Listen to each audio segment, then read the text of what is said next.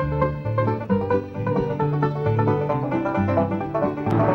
Beverly Hillbillies.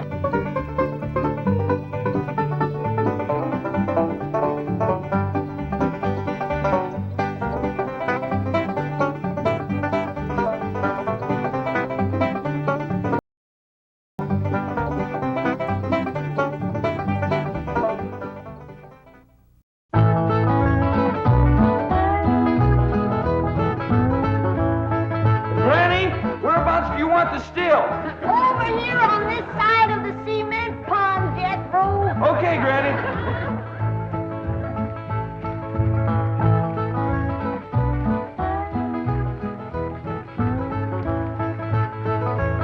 Come on. We's waiting.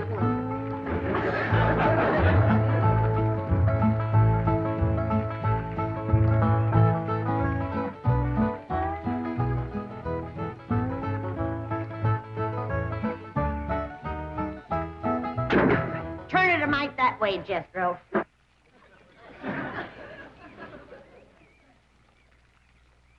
Only one bad thing about putting you still here, Granny. What's that? Drysdale place is downwind. The smell of your corn liquor brewing is going to drive poor Miss Drysdale right out of her mind. She's a drinking woman. How do you know, Uncle Jay? Well, he kind of let it slip out. Remember when we was unloading this from the truck? Yeah? He says to me, what's that? I said, that's a still for making corn liquor.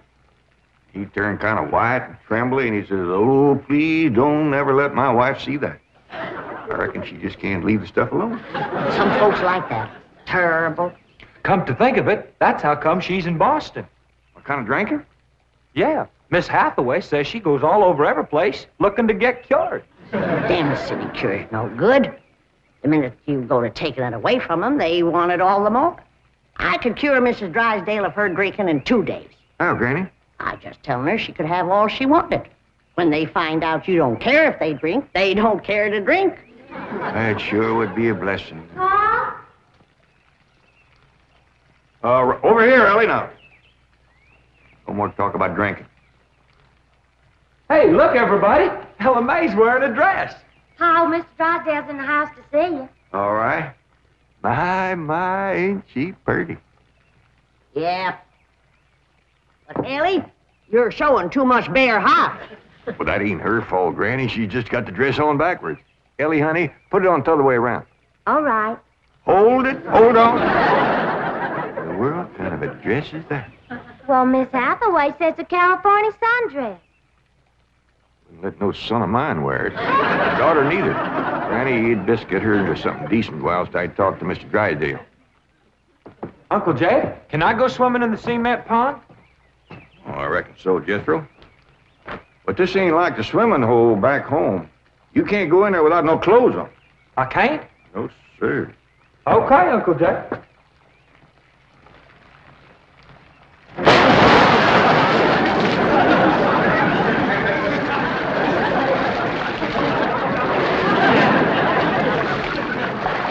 Someday I gotta have a long talk with that boy.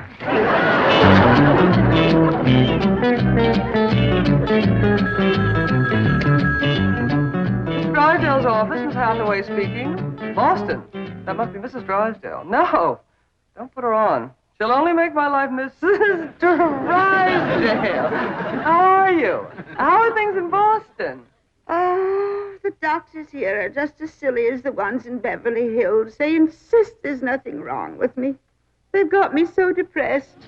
I just had to call and talk to my darling. Are you taking good care of him? Oh, yes. As a matter of fact, he's stretched out on the sofa right now having his nap. How sweet.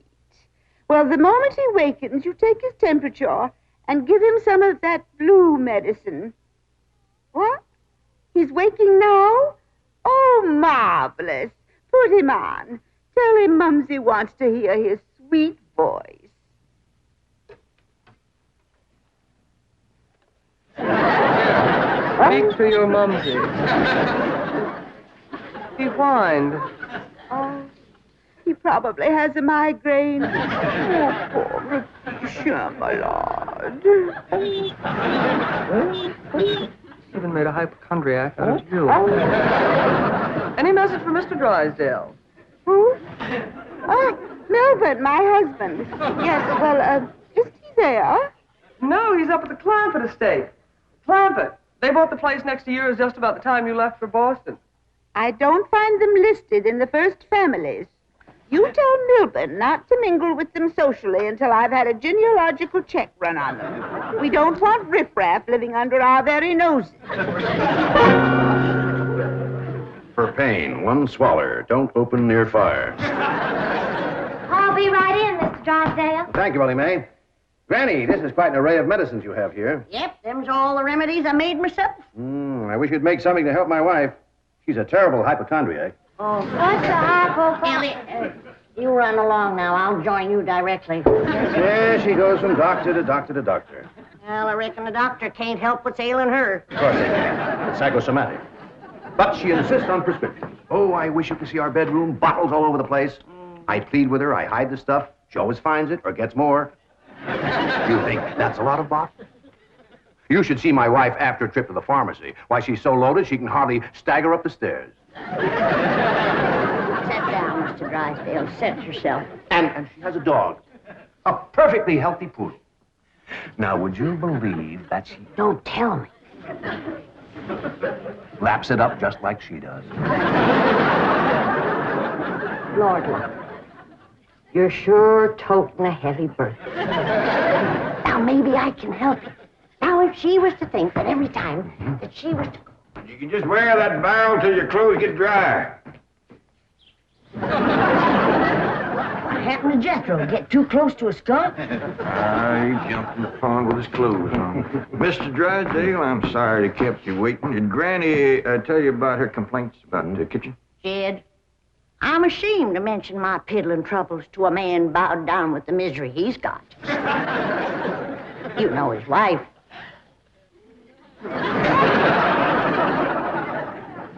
Mr. Drysdale, our hearts go out to you. And we're going to help you, ain't we, Jed? You betcha we are.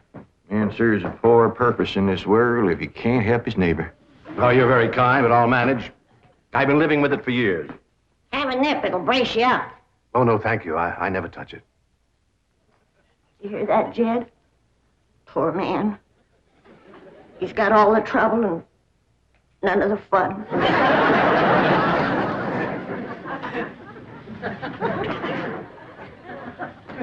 There goes a soft-hearted woman. Yeah. Now, about her complaints. Oh, yeah. Well, for one thing, that electric meat grinder has been giving Granny a heap of trouble. Electric meat grinder? Yeah, listen right here in the dish trough. Oh, it grinds the meat all right, but then you can't find it. It goes down that pipe. Granny lost 2 squirrels and a rabbit in that thing. That's a disposal. You only put things in there that you don't want. Now, Mr. Drysdale, that ain't altogether true. Granny sure wanted them squirrels and that rabbit. And another thing, this here sideways pump don't work at all. We must have carried in a barrel of water to prime that thing, but it don't work. Oh, there's another thing. Every once in a while, this little thingamajig here makes a ringing noise like that. There it goes again. Well, that's the telephone. Someone's calling you. I don't hear him. They're calling you on the telephone. Say hello into it. Hello. You have to lift the receiver first. Now say it. Hello. Mr. Clampett? He said my name. Can he see through this thing? No. Mr. Clampett, may I please speak to Mr. Drysdale? Well, they sure can see, or else how would they know you're standing here? That's my secretary. She knows I'm here. Yes, Miss Hathaway. Mr. Drysdale, I have some messages. Well, I'll be doggone. Granny! Elly Mae! Come look what we got! The Clampetts have just discovered the telephone.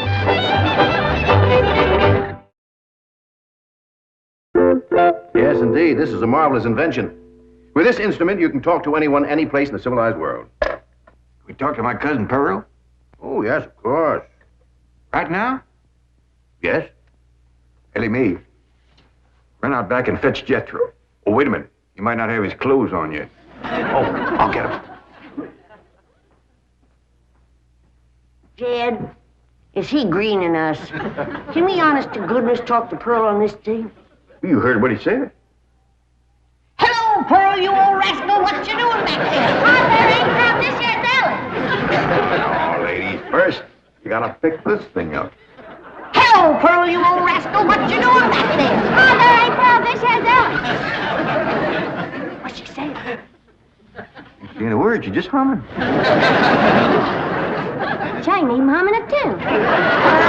Shut up, humming, and say something. Jethro will be right in. You ready to call Pearl?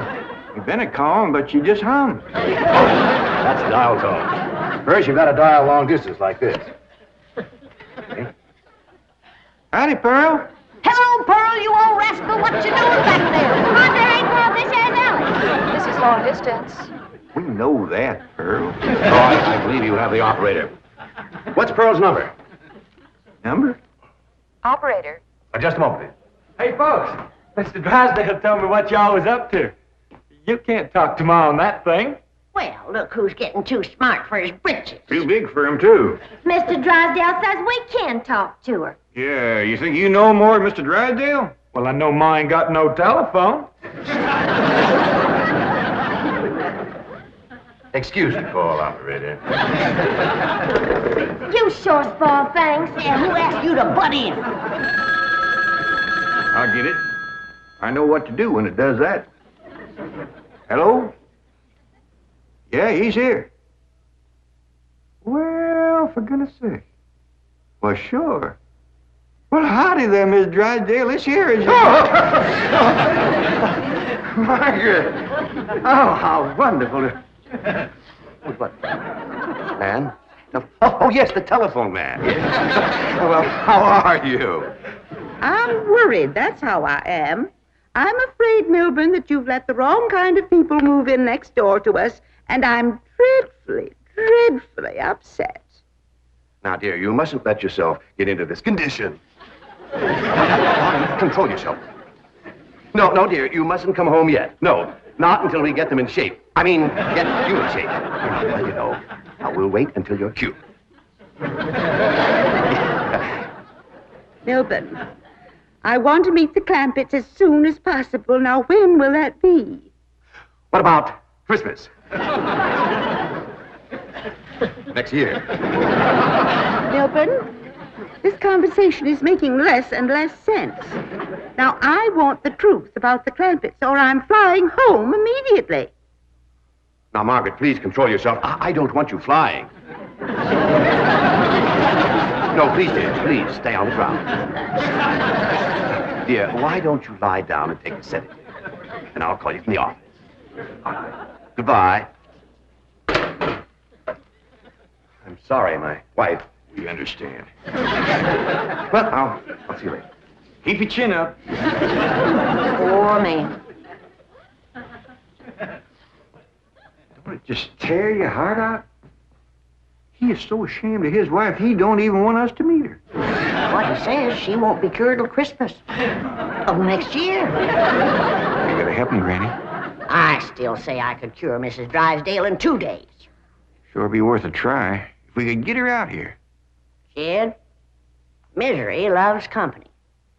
And if that poor, miserable woman thought that she had a drinking friend living next door... Granny, you ain't ever down more than a thimbleful in your whole life. I know, Jed, but it'd be worth a little white lie to help a neighbor and save a marriage. But how?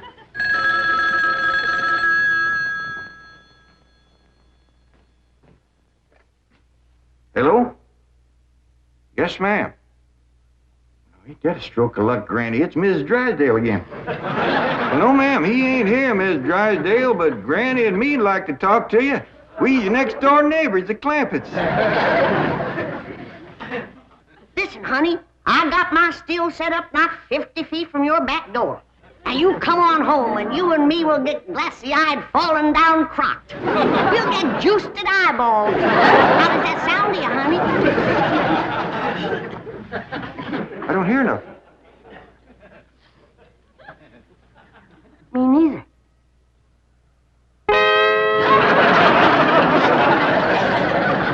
you mean my wife's on her way from Boston? That's the message I got when I tried to put through your call. She's on a jet, right? Never mind the grisly details. Oh, I am ruined. If Margaret gets one look at those hillbillies next door, she'll leave me. Get my psychiatrist over here. Move over, Claude. I need this more than you do. Drysdale, you don't need your psychiatrist. You're looking at the dark side. There is a bright side. Of course. Your wife is an intelligent woman. She'll see that underneath that rough exterior, the Clampetts are basically fine people. Why, she may even help them to get socially acclimated. You're right. I don't need my psychiatrist. You do. Your wife will take... My wife, through whose aristocratic veins flows blood the color of bluing, considers anyone whose ancestors did not arrive on the Mayflower immigrants. She does make rather a fetish at the family tree, but... But nothing. I'm stuck. I'm either going to lose my wife or my largest depositor. That's what makes the whole thing so difficult. You know, I like the Clampetts, but I love my wife. Isn't life weird? She's a snob, she's a hypochondriac, she's not young and beautiful, but I love her. And now I do need my psychiatrist. Now, Mr. Drysdale, as we used to say at Vassar, que tout devient tout éclaircit. Courage will light your path. Yes, I know what I have to do. I'll go to the airport.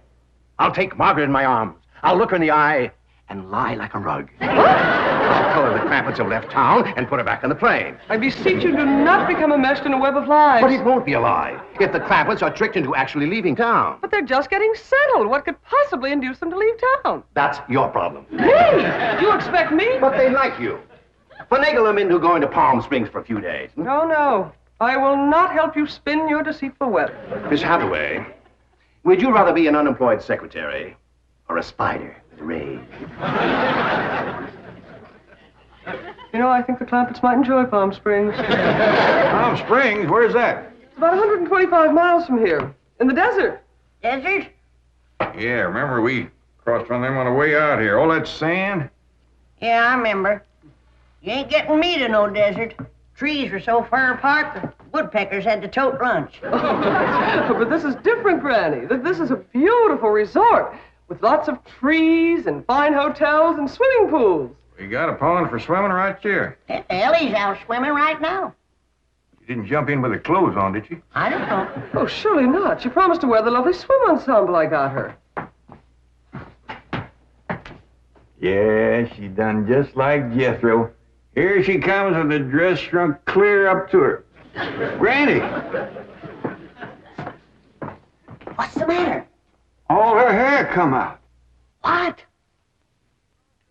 It's true. Elly lost her beautiful hair. Heaven help her, she's bald as an eagle. Elly May, take off your bathing cap. Oh, praise be. All right, but Elly, you hadn't ought to went swimming with your clothes on and shrunk up that nice dress. This ain't a dress, is it, Miss Jane? No, dear, it's a beach jacket to wear over a bathing suit. Elly May Clampett. Cover up your nakedness, child. That's the way everyone goes swimming out here. It's perfectly proper. Well, you wouldn't catch me in nothing like that. Me neither. Mr. Clampett, how would you like for a member of your family to become Princess of Palm Springs? What? They're holding a beauty contest at the Springs this week, and someone in this very room has the face and the figure to win. When the judges see her in a bathing suit... I told you I ain't putting on no bathing suit.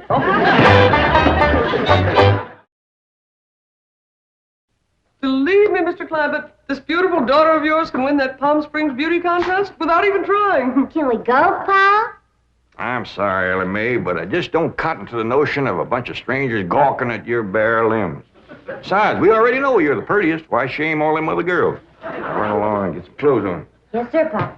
Mr. Clampett, I do wish you would reconsider about going to Palm Springs, even if Elly Uncle doesn't... Jed, Duke, and... Howdy, Miss Hathaway. Jane to you, Jethro. Well, Jane to you, too. Duke and me's all set to go hunting, ain't we, Duke? Jethro, have you ever hunted in the desert? No, ma'am. Oh, it's a fascinating place. You might even see a mirage. If there's one there, old Duke will tree it. He's the best hunting dog there is. Well, I love hunting around Palm Springs. You'll all love Palm Springs. They have wonderful hotels. Have you ever stayed in a beautiful hotel suite? No, I ain't, darling. Granny, let's you and me go and leave these two lovebirds alone. No, wait, please, let me take you all to Palm Springs. I'll tell you what. Why don't you take Jethro and Elly May, and me and Granny will stay here. But then Mrs. Drysdale would see. I mean... Is Drysdale coming home? Is that why you was trying to get us out of town, so we wouldn't meet her? Yes, that is the reason. I'm so ashamed I could die. Well, now, don't go to crying about it. The way I look at it, ain't nobody got a right to be ashamed of nobody else. Good Lord made us all, and if we's good enough for him, we sure ought to be good enough for each other. I hold back on them tears. You was among friends. Why, I remember a long time ago hearing a fella say it. He said it just about right. He said, there is so much good in the worst of us and so much bad in the best of us that it don't hardly... Boo! Well, go ahead and bawl. It'll make you feel better. I'll tell you what. If this means so much to you, we'll all pick up and go to them Palm Springs with you. Oh, bless you. Mr. Drysdale will be so happy. I'll go help Elly May pack.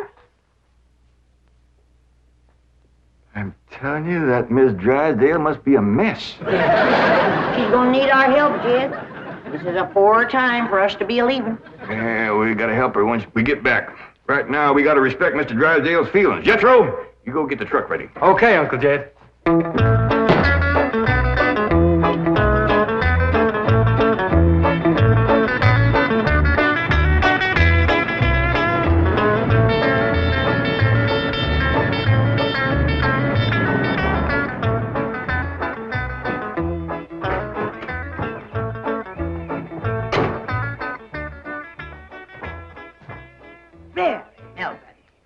The Clampetts' gardener shouldn't leave his car parked in the front driveway that way. Oh, you're absolutely right, dear, yes. Oh, Margaret, don't you want to stop at home first and freshen up? Take some medicine or something? Milburn, I have just flown 3,000 miles to meet the Clampetts, and I intend to meet them right now. Oh, Don, they're probably out of town. You see, they travel extensively. Oh, they're wonderful people. It'd be a shame if you missed them. But I know how anxious you are to get back to Boston and your doctors. And Sonny. How is Sonny? How's he like Harvard this year? Is it Yale, Princeton, Dartmouth? Let's go ask him. Milburn, what is the matter with you? Milburn, let go. Let go, you hear me? Let go, I say. Let go. Have you gone mad? Let go, you beast. Step aside, lady. I'll shoot it.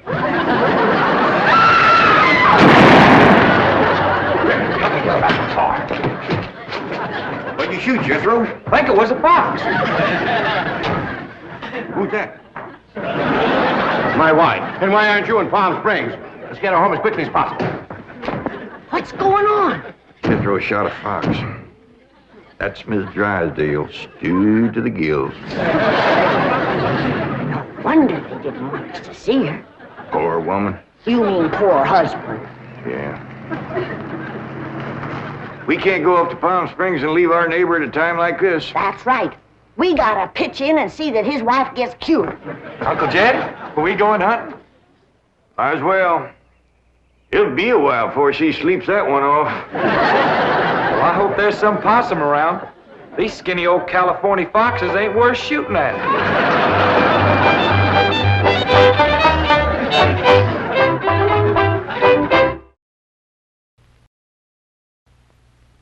What you doing, Granny? Making myself a new pipe.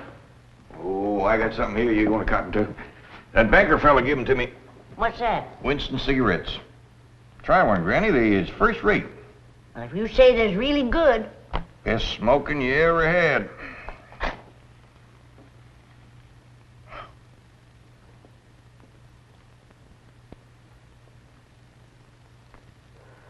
By thunder, Jed, that is good smoking. Now try it this way, Granny.